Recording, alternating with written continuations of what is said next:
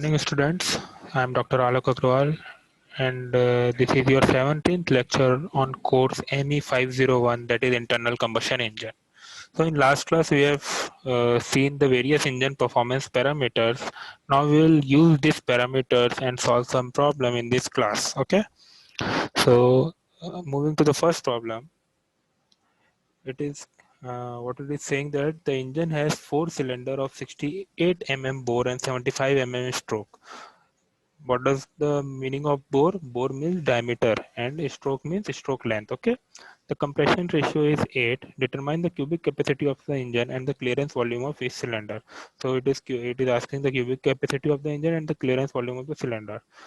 So it is given in the first line, it is given that the engine is a 4 cylinder engine with diameter 68 mm and stroke length 75 mm with compression ratio 8.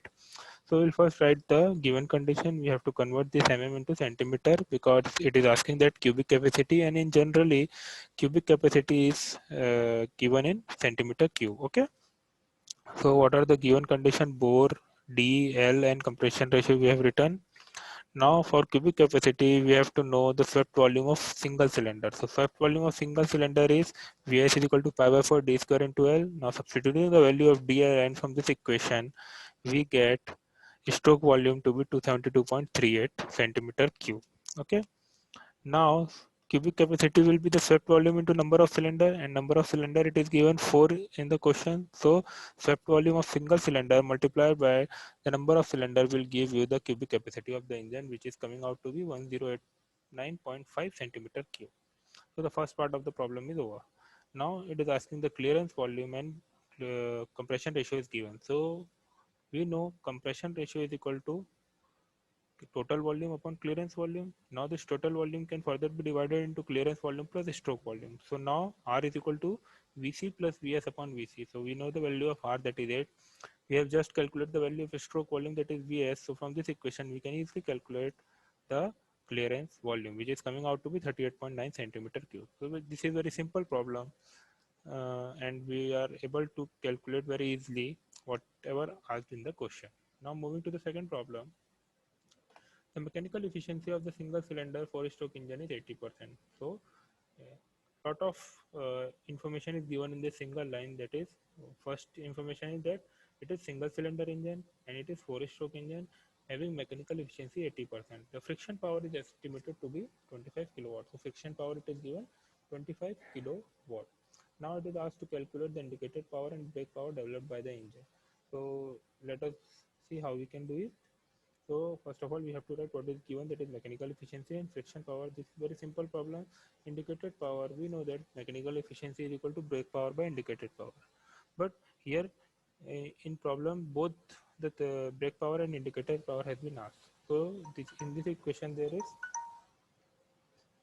two unknown with one equation. Okay, so brake power and indicator power. So it cannot be solved. But we can write indicated power in terms of brake power and friction power. That is, we know that brake power is equal to 0.8 into IPO. If you will put the efficiency, mechanical efficiency 0.8 here. Okay. Now indicated power minus brake power is friction power, that we know, which is given 25 kilowatt. Okay. So indicated power, and from this equation brake power can be written as 0.8 into indicated power. So IP minus 0.8 into IP will give 25. Now this equation has one unknown. It can be easily solved, and indicated power is coming out to be 125 kilowatt. Now the brake power can be calculated by the difference of indicated power and frictional power. That is, brake power is equal to indicated power minus brake power is equal to friction power. So we know indicated power, we know friction power. So brake power can be calculated, that indicated power minus friction power. Okay.